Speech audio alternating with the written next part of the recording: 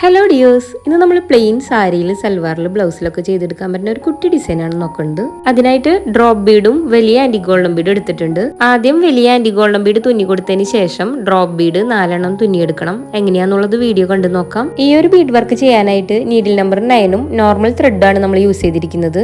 Neck ലൈനിലും സ്ലീവിന്റെ ബോർഡറിൽ അടുത്തടുത്തായിട്ടും scatter ചെയ്ത് കിടക്കുന്ന പോലെ യോക്ക് പോർഷനിലൊക്കെ നമുക്കിത് ചെയ്തെടുക്കാം.